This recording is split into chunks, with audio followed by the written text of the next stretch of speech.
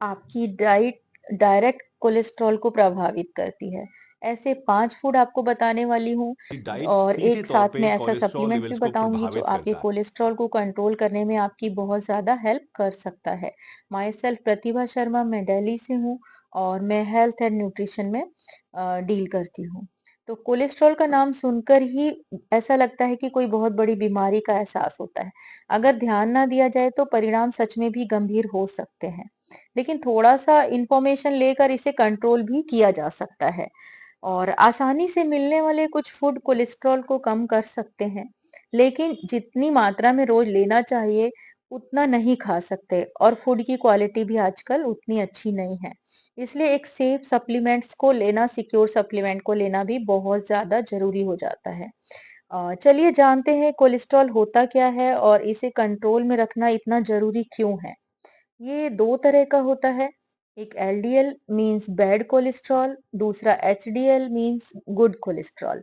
इसलिए हमेशा एचडीएल को बढ़ाना चाहिए और एलडीएल को कम रखना चाहिए।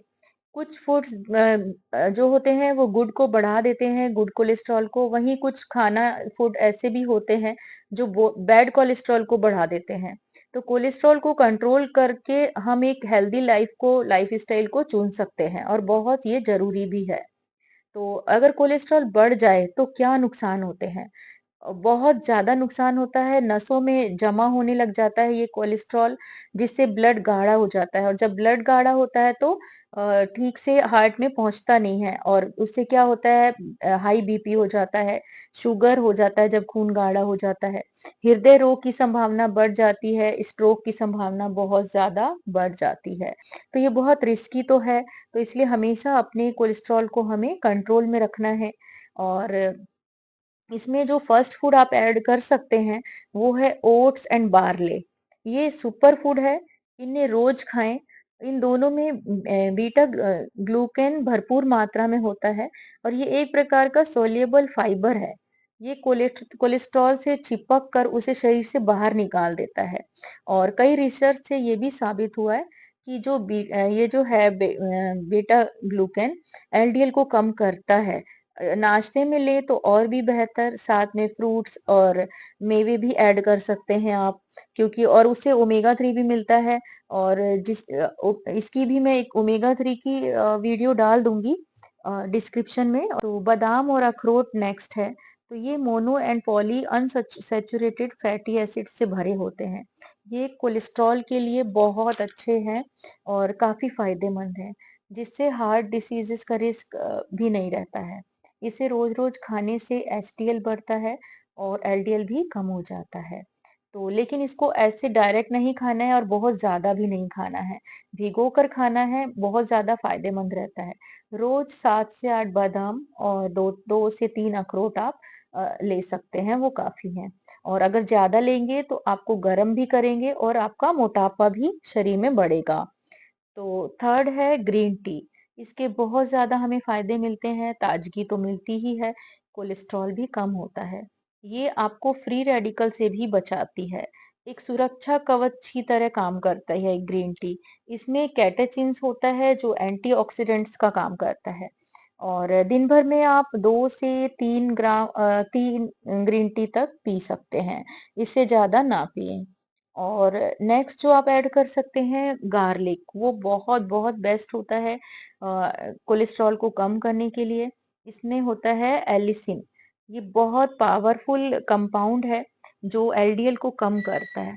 रोज खाने में इंक्लूड करने से एलडीएल कम होता है और रोज-रोज लहसुन को इस तरह से खाना इजी नहीं होता है और खाने से उतना इनफ नहीं होता है जो आप सब्जियों में डालकर लेते हैं। तो कच्चा खाना इतना थोड़ा मुश्किल होता है।